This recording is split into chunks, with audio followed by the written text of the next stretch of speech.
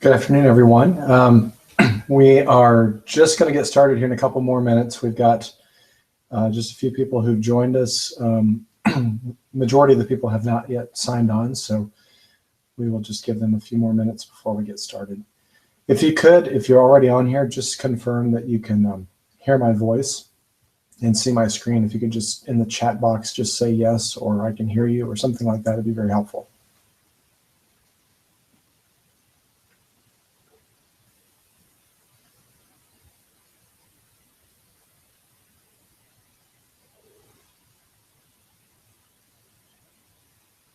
Great. Thank you, Andrew. Thanks, Judy. Thanks, Kirk.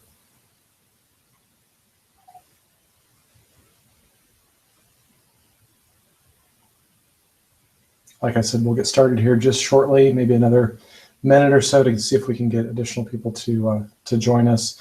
All of this is going to be recorded, and you'll be receiving an email approximately 2 hours after, well, 2 hours from now. So you'll receive an email about 3:30 Eastern time with a link over to the YouTube video that you can watch the entire replay. So like I said, we'll just give it a couple more minutes for a few more people to join us.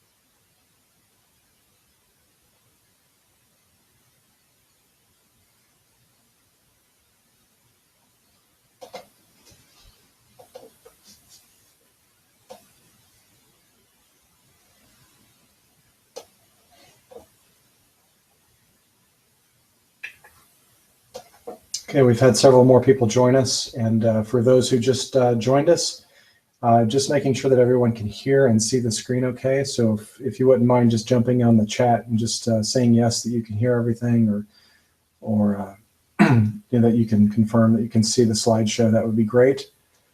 And then you know, as soon as we have a few more confirmations on that everybody is okay with everything, I'll get started. Thanks, Nathan. Appreciate you confirming that. And Krista, thank you. So let me just give a little bit of context. This presentation is one that was given at the Association of Biblical Higher Education back in February during the annual meeting. And what we're going to be focusing on is lead generation and marketing automation. Many times it's also known as inbound marketing. And I'm going to kind of introduce that to you. And like I said, if you're just joining us, this presentation is being recorded, And in about 2 hours, you'll receive an email follow-up. It's automated that will give you a link to the YouTube video. And that'll be up for a while. And so you can continue to share that with other members of your team. Review it if you want to go back and look at some additional data and some of the information that I have in the slides. And then also, obviously, throughout the presentation, and especially at the end, we'll have time for questions and answers. And so if you want to ask a question in the chat box, I'll get around to making sure that we address that at the end. And then usually this presentation, I try to keep it at about 45 minutes. The last one went a little bit long, but I'm going to try my best to keep this one at about 45 minutes. That will give us some time to do some additional questions and answers at the end and try to have everybody wrapped up by 2:30 so that you can get back to your day. If there are additional questions that maybe after the session that you thought about that you'd like to talk to me about, be happy to talk with you more about that offline. You can email me or call me. I think everyone has my contact information, and it'll be at the end of the slideshow as well. And then one thing that I mentioned in the last email, and I'll mention it, or the last webinar, I'll mention it again in this one. If you have a desire to have a free consultation for your website, I've been giving that to a lot of the folks that have been attending the webinars. I'm more than happy to set up a time. We'll usually it's about 30 minutes to an hour. We'll sit down and look at your website, and I'll give you kind of some of the best practices and give you some reaction to some things that you could do today to make an impact on your website. And same holds true that if you would like this presentation given again, with some folks in your school, I can certainly arrange for you to have this video, but if it makes sense to actually have a call where we sit down and talk in more detail about some of these issues, I'm happy to set that up as well. So, use me however would be best for you. So without any additional information, let's go ahead and get started. And so when I look at lead generation and inbound marketing, and I have been addicted to Google Analytics. And I don't know how many people on the call use Google Analytics, but I found it very useful. In fact, I was using Google Analytics before it was Google Analytics. It used to be called Urchin. And probably about 15 years ago, it was a big part of a lot of the sites that we would do. We would include that as part of the back end so we could kind of analyze and see who was visiting the site. Problem with Google Analytics is that while it gives you a great deal of data and information, this is a sample page from Google Analytics, you can see that it goes into the audience overview. It gives you great information about how many sessions have been on there, who are the new users, the returning users, how many pages are they going to, the bounce rate, which basically means, what's the percentage of people who come to your page and then go someplace else. And so it gives you some good data. But the problem is that you can actually go in and start to look at, what's the network provider, and all you get is like, Comcast, Amazon, Time Warner, Verizon. You don't really get anything specific. It's just, usually the ISPs that they are coming from. You can get, where they're coming, what geographic state they're coming from. So, in this particular example, we've got a lot of people coming from Virginia, and, a lot of people coming from Indiana and Texas and California, not very many from, Nevada and Wyoming or Alaska. But it gives you some basic data to kind of say, hey, we're trying to market in this state and it's working well. But Google Analytics, even with the idea of being able to see some of the states and see some of the statistics, it still kind of doesn't give us a true indication of who that is. So, I can't really put together Verizon is a prospective student, or, Metronet is a prospective, parent. I can't connect those dots. So really a lot of what we find is that I had a meeting last year with Drury University, and Jay Fiji is the vice president of enrollment there, and we were talking about social media and talking about inbound marketing, and during the conversation he said, so many students today are kind of living in the shadows.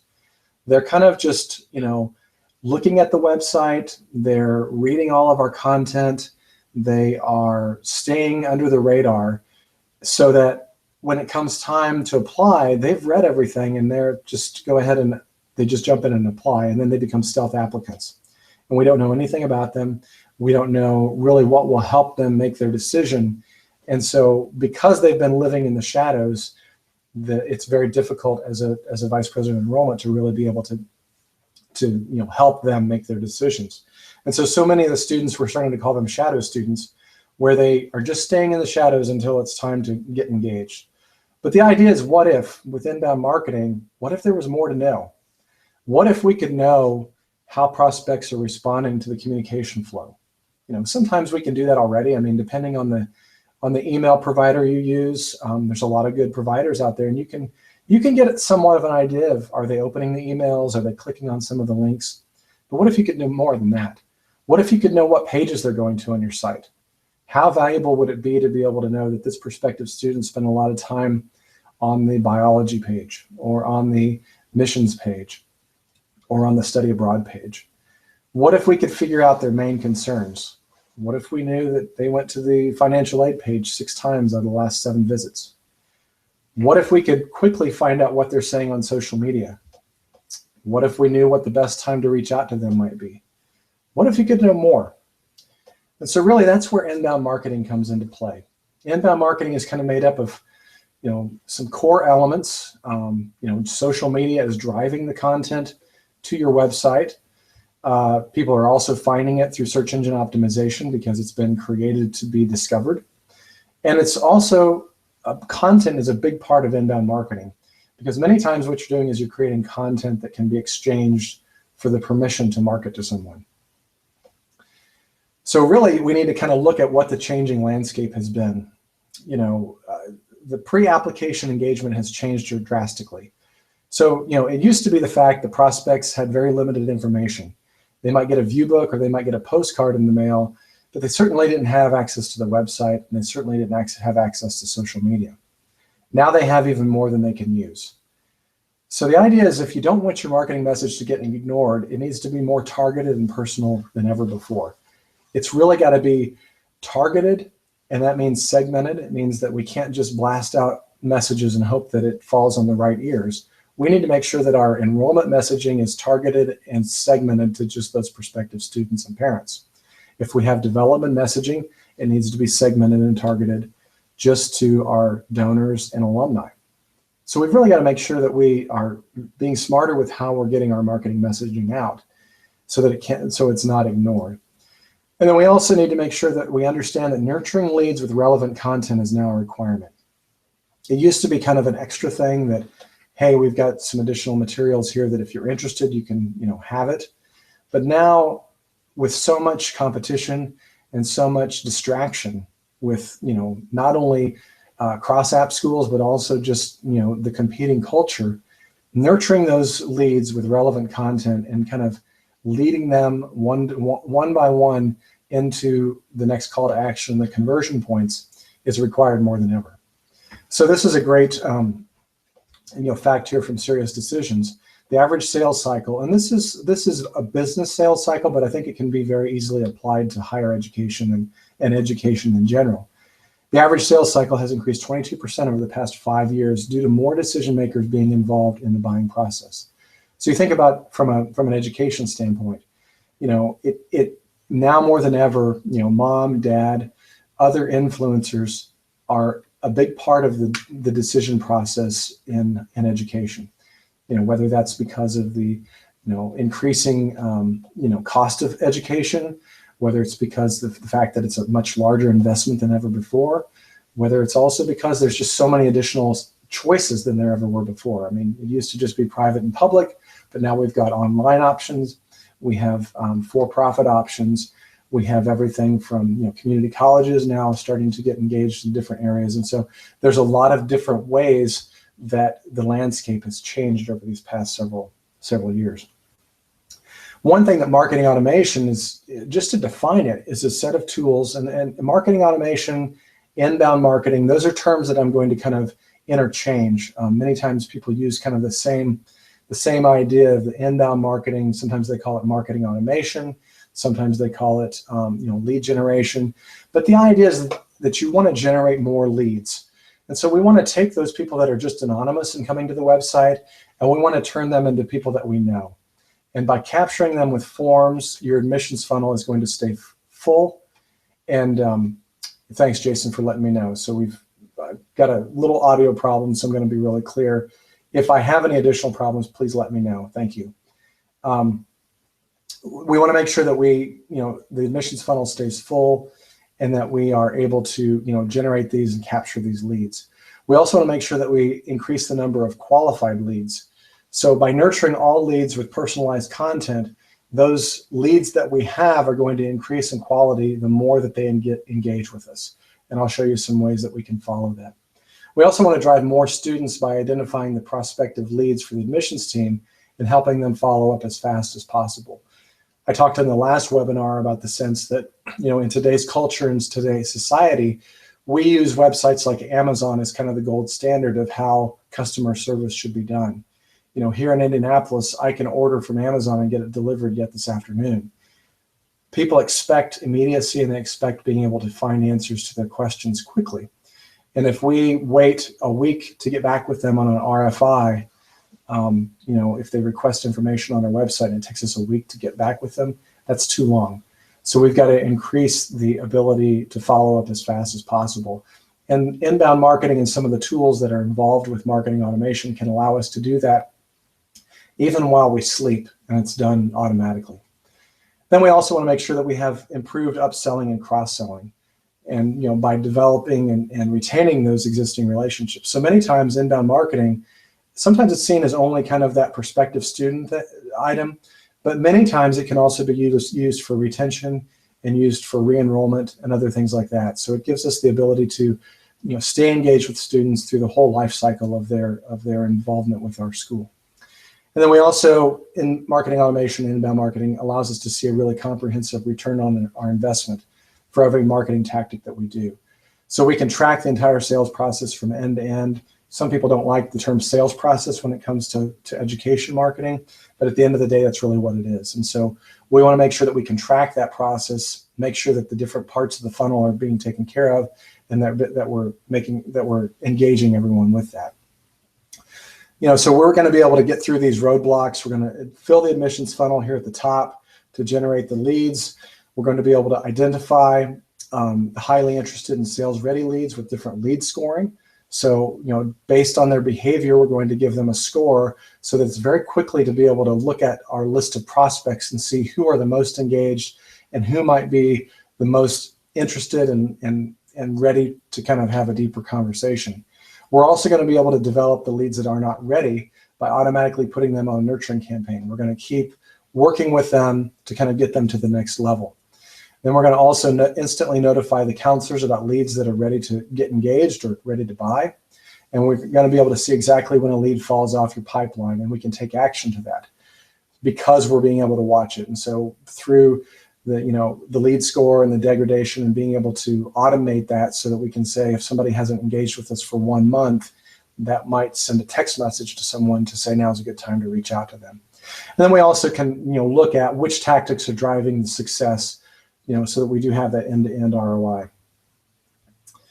So this is just a real quick example of how we start with strangers and whether someone discovers us through a search engine, or whether they click on an email from our communication flow, or whether they find our ebook through social media and want to download it. They start out as strangers, and they come because they're looking at some content, whether it's a blog or keywords or the social media. Then they become this visitor, and these conversion areas happen through forms and call to action and landing pages. Then once they convert, we know who they are, and so they become a lead. And we start working and put them into our contact relationship manager. We start sending them emails that are nurturing and automated. We have different workflows depending on how they engage with us. They can then move to a different level of workflow, and maybe they go to a different level of email. And then once they become converted and they become customers, we can start engaging with them with surveys, with additional smart content or additional social monitoring, hopefully where they become promoters, and then start at the very beginning by influencing the strangers again through social media, through their networks, and become an influencer after they are a customer. This is a great quote by Jay Baer. He's a social media professional that works a lot with a lot of Fortune 500 companies throughout the world. He has a book called Utility, And one of the quotes that I love is, "Success flows to organizations that inform, not organizations that promote." And so if we look at, especially at lead generation and at inbound marketing, the more that we can educate and inform people by providing them ebooks and content that's valuable and relevant to their need, that's going to get us a lot further to building trust and building that ability to market to them, rather than just promoting and continuing to just send out promotion messages that are often met on deaf ears and often ignored. This is an example. I'm going to walk you through a case study now of some work that we've done with Indiana Wesleyan University here in Indiana. They have, this is kind of a core version, a picture of their website. They obviously serve adult and graduate, residential, undergrad, and online. But what they have is a kind of this hero spot where they do this live calling experience. If you scroll through this, and this is just a screen capture, but if you go to the website, you'll find that one of the hero spots is a promotional piece for some ebooks that were developed. And so on every page throughout the website, we also have this ebook offer. And so again, this is a very informative ebook that's available to download, and it's free. And even on the admissions page, we've got this little advertisement. I call them internal ads, to kind of drive people to do something that we want at the top of the funnel. So this is, download the free ebook. And we actually have 2 ebooks that we've developed. One, and when they click on those links, those internal ads, it will take them to a landing page. And the landing page, the idea behind a landing page is that you want to limit the amount of options that people have, and you want them to be able to do really what you want to do. You want them to complete the call to action that you've sent them there for. And so on this landing page, it's 10 tips for navigating financial aid and scholarships. All that we want them to do is download that ebook. We created this ebook and the 2 ebooks that we did for Indiana Wesleyan based on the fact that we knew that when people come to the site or come to engage with them on social media, they have many questions that need to be answered. And so if we can create content that answers the questions that people have, especially prospects and prospective students and parents, then that's going to build trust, and it's going to give them, we're going to serve them where they are. And so in this particular one, we've got 10 tips for navigating financial aid and scholarships. That was one of the items, one of the biggest questions that we find that students at this particular school had was, I don't really understand how financial aid works and scholarships, and so we wanted to give them a resource. We also had another book that was called 6 questions to ask when choosing a college. And again, that was another thing that we thought was important because, so many students are trying to understand, some key questions, especially as it relates to, the type of college that Indiana Wesleyan is.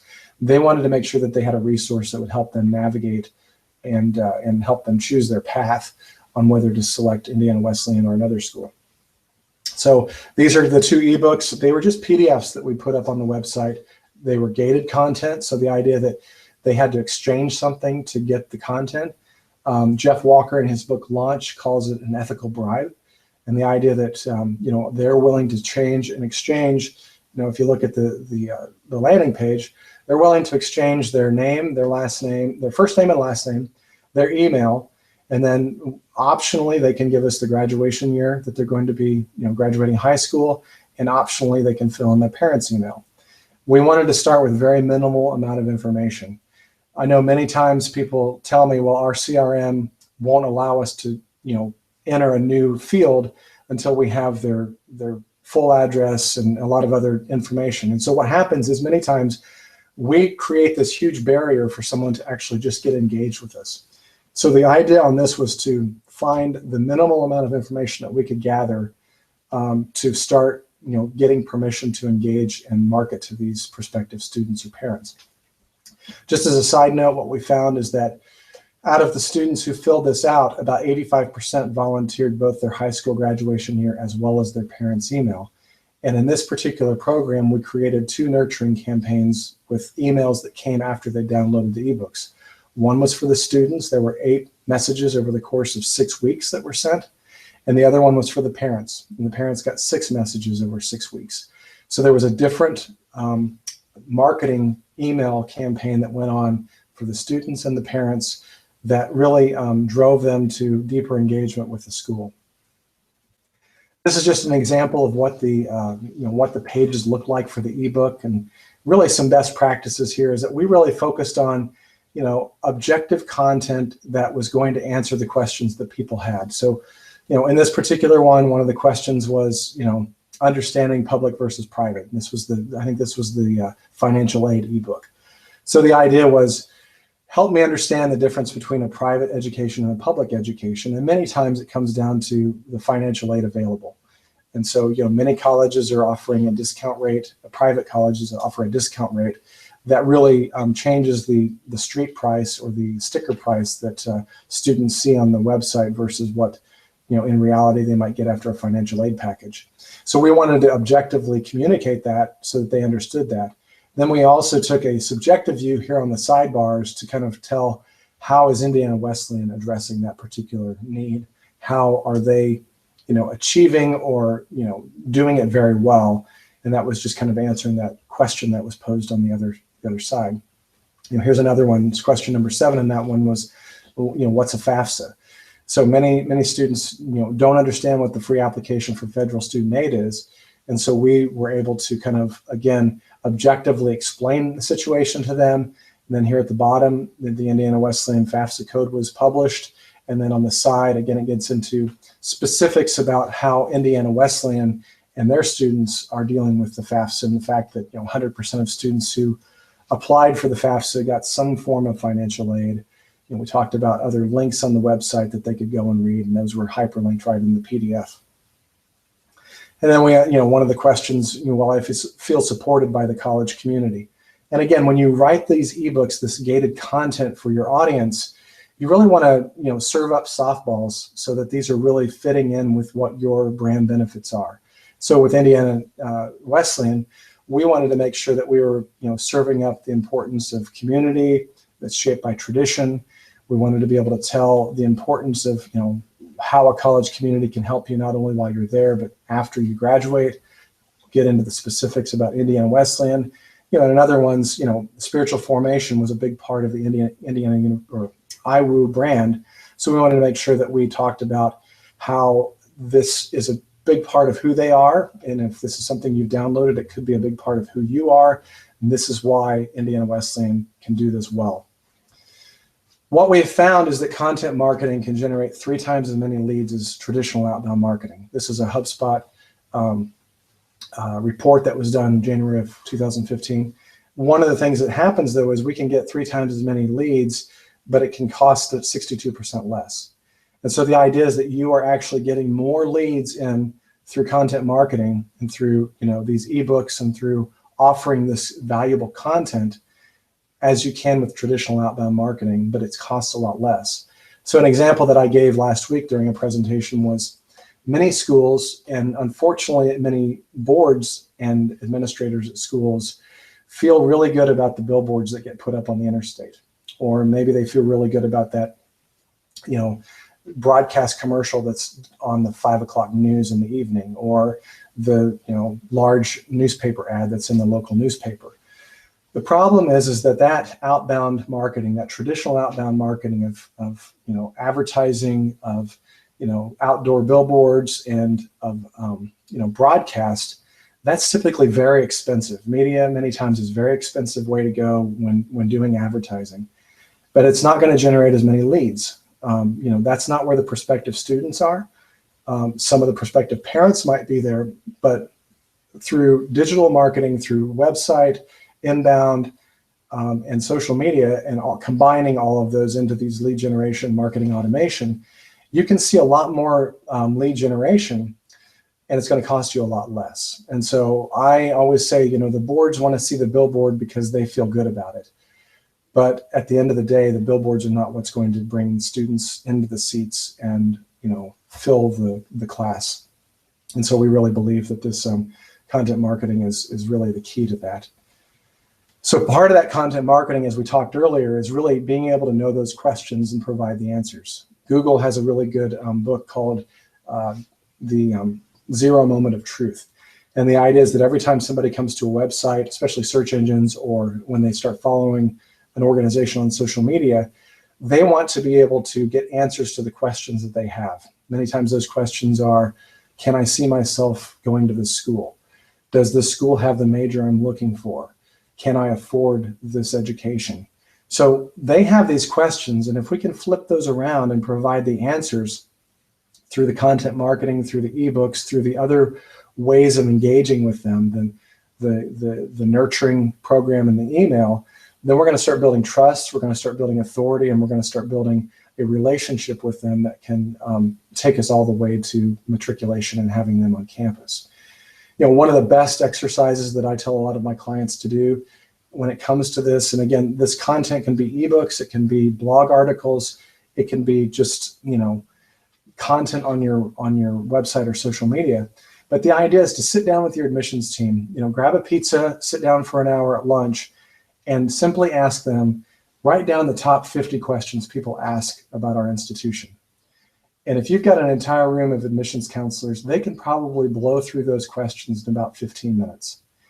And what you'll do then is you'll take those questions and you'll flip them around and write a blog article about each of the answers to each of those questions.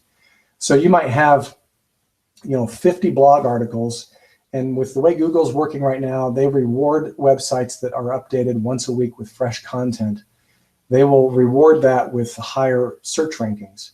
So if you have these questions, you basically have just set up your content marketing for the entire year just by that simple exercise of asking what are the questions people ask about our school and flipping around and writing the answers to those questions. So that's just a quick tip about how you can generate that type of content.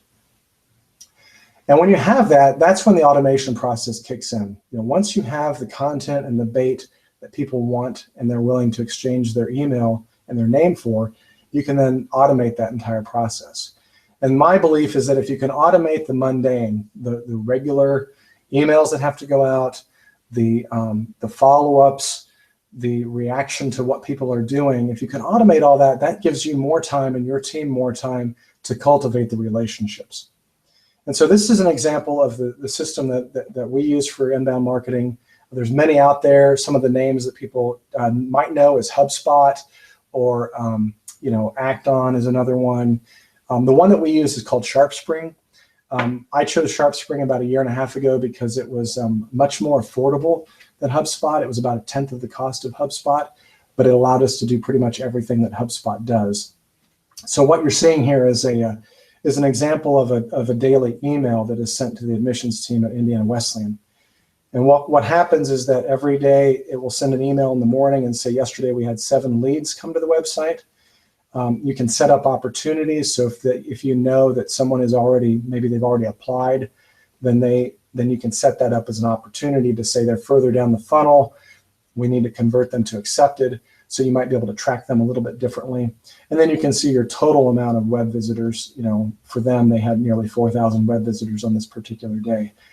But what it's going to do is going to list your leads in the email, and you're going to have the name, the email address, where they came from, how many pages they recently came to, or how long they spent on the site, and then it's going to generate a lead score automatically. And so as you kind of scroll down this email, you'll be able to see the new leads. These are all returning leads. And the higher the lead score simply just means how engaged they've been through your marketing, whether it's pages on the website, whether it's opening emails, whether it's downloading ebooks. And so, you know, scrolling down further, I can see those who have not yet been identified because they haven't downloaded an ebook or they haven't clicked on an email with a link to the website. So basically what happens is technically they get a cookie on their machine once they engage in a certain way with this software. Once they have engaged, that allows us to start tracking them and understand who they are. The system automatically goes and identifies their email address with any social media profiles and links them within the back end of the CRM so that you can see pictures as needed. The back end of the system looks a little bit like this. I can see what the recent, you know, who has come back to the site most recently. I can see their lead scores, gives me their name, and again, if they have a photo, it's going to show up. And again, these lead scores, you can customize this based on if you want to give them a certain point system for, you know, if they visit the application, you might give them 25 points.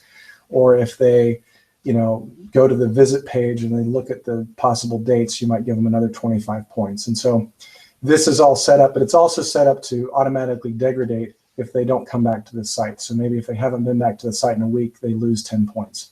If they haven't been back in a month, they might lose 50 points. And so it's a very dynamic variable that changes on the fly, that gives you kind of a really good sense of who has been on the site and what's been impacting that. So if you go into one of them, this is just an example of one of the leads. This is David Hupp. I can look here, and anything that's a blue line is something that happened in the past. Anything that's a green line is after we identified him. And the great thing about this is that even if somebody hasn't yet been identified, we're still tracking everything that they've looked at.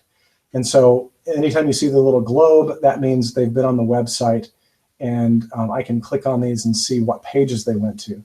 Here are 2 forms that they filled out, and then this is when we started sending the email nurturing, and I can see that they've opened all of the emails, and on January 8th, he clicked on one of the links, and this particular one, because it's green, it's showing exactly what it is, that the email workflow number 4 was opened and clicked. He clicked on the calendar. And so the idea that what we've done here with Indiana Wesleyan is not email number 4 goes out. So email number 1 is basically an automated email from the system that says, thanks for downloading the ebook. Here's the link, and it's just an automated one. We have programmed the system to only send out emails from that we've programmed in. Like all the emails either come from the director of admissions or the counselor. We've identified 2 real people, so their names are on the emails. They're plain text. Their signatures on there, so it looks like it's coming directly from the director of admissions and the counselor. The first business day after the ebook is downloaded, between 9 and 5 during Eastern Daylight Time, the first email goes out from the director of admissions. It's all automated, it's all pre-programmed, and it basically says, Dear David, hey, thanks for downloading the ebook. I wanted to let you know we have another ebook that you might be interested in. Here's the link. By the way, I'm going to introduce you to your counselor, Phil. You should see an email from Phil later this afternoon as he introduces himself and makes himself available for any questions. Then later that afternoon, 2 hours later, the system automatically sends the email from Phil. Again, plain text, looks like it's coming from Phil. He says, thanks for, it's great to meet you. If you have any questions, let me know. Here's my contact information. And then 1 week goes by, and it triggers another email to go out. And that's email number 4. Phil basically says, I'm sure you've read the ebooks. You've had plenty of questions now. I wanted to, see if we could set up a time to talk. Here's a link to my calendar, and we use a tool called Calendly that is like $10 a month that will hook up with all of your Outlook calendars on campus. And it will basically give them a link over to his calendar to see the available times that he has to talk. And they can set up a 15-minute call. What we have found with Indiana Wesleyan, about 10% of the prospective students are clicking on that link just out of curiosity. And 5% of the total number of students who've downloaded the ebooks are actually scheduling a call with the counselor. And that's the first time that anyone at the school has actually known of the student. And the first engagement they're doing is actually a telephone call with the counselor. So we found, we've been very encouraged with that and really excited to see how the students are responding to the automation. Even though it is automation, it has a very real feel. If they reply back to the email, it goes directly to the counselor or the director of admissions email box, and they can get engaged with it, and they can log in and take them off of the automation, because now they're becoming kind of a true real lead and don't need to be nurtured automatically. You can see here as we kind of scroll down, I can see everything that David has looked at. I can see, this one particular day, he had over 50 visits to the website. I can see he spent 2 minutes on the About page, 20 seconds on the life calling experience. He was interested in a couple news here with scholarship opportunities for local students. So we can kind of start to assume that he's a local student. We can kind of start to build a bit of a profile about David, even though we haven't talked to him. And even though all we know is his name and his email, we can use this business intelligence to start to get an idea of who he is and maybe some things he's interested in. And we can even find out if David goes to a biology page, or he's interested in the football program or other things. And so that really helps us, understand more about David and understand more about what we might want to talk about when we sit down and talk with David. So just an overview of some of the inbound marketing. The key aspects of inbound marketing, or this lead generation or marketing automation, is the idea that we're driving traffic. And so we're using social media, we're using pay-per-click maybe, we're using the website, those internal ads, we're using our email and our communication flow. We're using those as traffic drivers to get them over to fill out the gated content, to fill out the form to either download an ebook, have access to a video, download, a screensaver, whatever we want that special content to be. We're driving traffic to those pages to convert them. Then we're driving them to the landing pages. And so the landing pages are designed to really focus on the call to action. We don't want to distract them with other navigation. We don't want to distract them with other offers. We want them to focus on downloading the ebook, and we want to make it as simple and as seamless as possible that they can download that ebook and then enter themselves into the system.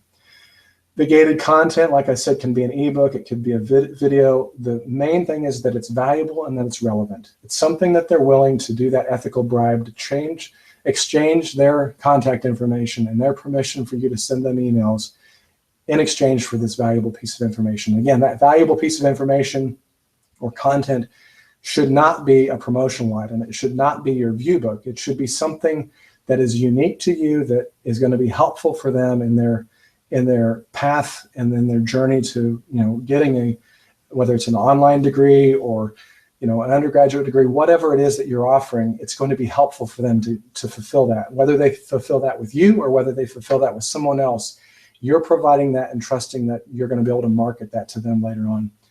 Then your marketing automation happens. It's the behind the scenes, it's the system and the tool, whether it's HubSpot, whether it's SharpSpring, some tool behind the scenes that is doing a lot of the heavy lifting, that's doing the work while you sleep and keeping the communications going on a regular basis so that you're not the one in charge of remembering to have to do all of this.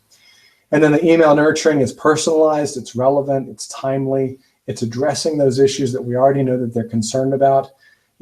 I went through and told you about the first 4 emails in the iWoo campaign. Number 5 and 6 and 7 and 8 are additional information. So we send them a lot of links to different areas of the website that will answer their questions. We give them links to upcoming visit days. So the idea is that we're just trying to continue that communication flow, but it's based on the time from when they downloaded the ebook, and it's based on who they are, as opposed to just this blast out to everybody in the list. And then we also, inbound marketing allows us to do some business intelligence.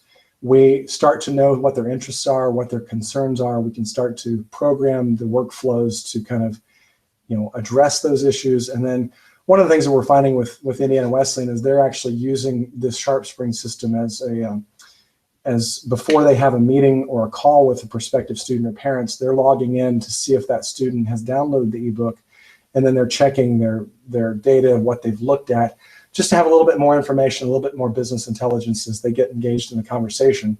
Obviously, if the student has spent a lot of time on the financial aid and the scholarships page and on different aspects of the overall affordability, that might be where part of the conversation needs to be. The counselor would be wise to guide in that area to discern any issues that they might have and dispel any questions that they have. And then obviously the notifications that can be pre-programmed into these lead generation systems, so that if a student comes back to the website, a counselor can get a text message immediately that they're on the site now. Maybe they are emailed. The idea is that there might be an opportune time to have a call or a discussion or reach out, because that's something that's at the top of the mind of a prospective student or parent at that moment.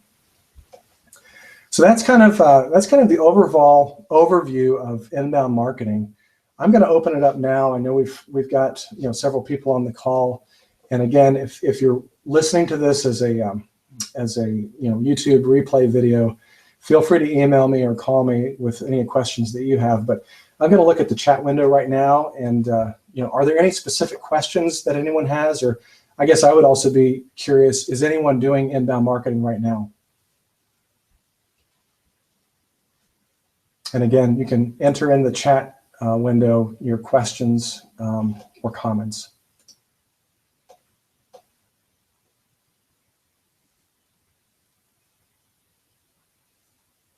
Okay, and as you're kind of thinking that through and coming up with any ideas, while you're doing that, I'm going to push out a quick poll too that just some people are curious about other webinars that we might be working on in the future that you might want to attend. There's a poll that you can kind of vote on, a couple that we're considering that you can vote on really quick as you're kind of considering any questions that you might have.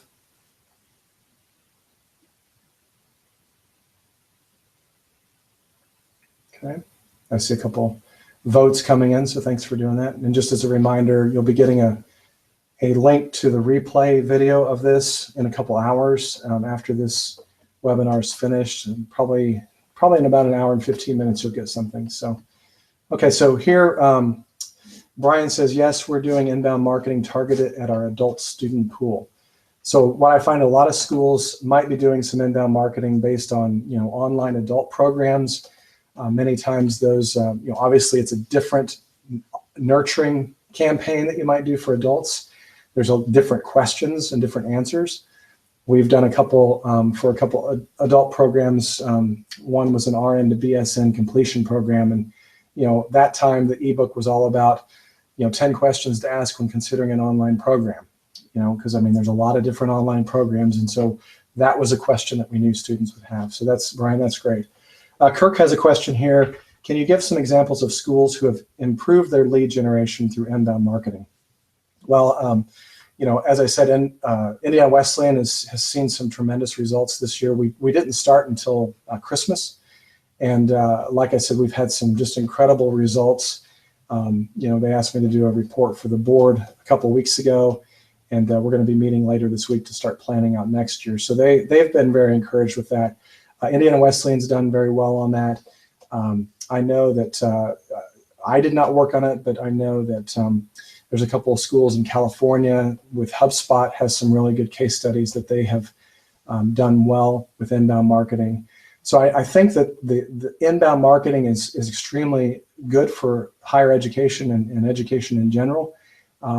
So there's a lot of ways, and Kirk, if you want, email me off topic and directly, and I can get you some of those HubSpot reports as well.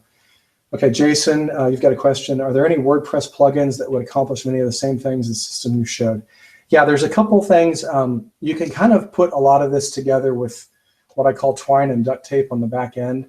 It's not as elegant, and it doesn't do it exactly the same, but there are a few WordPress plugins that I played with before I found SharpSpring. There's a landing page plugin that you can use that will at least let you, develop some landing pages. And then there's a couple plugins that let you do a little bit of the, when a visitor returns and be able to track them. Problem is that by the time you tie that together with MailChimp and tie a few other things together to make the whole system kind of seamless, you, unless you've got the time to do it and the resources to do it, many times it ends up being about the same, as a, street price of $500 a month for SharpSpring. And so there's a lot of ways to kind of balance that out. But yes, there are some ways in WordPress that you can kind of string it together. Kirk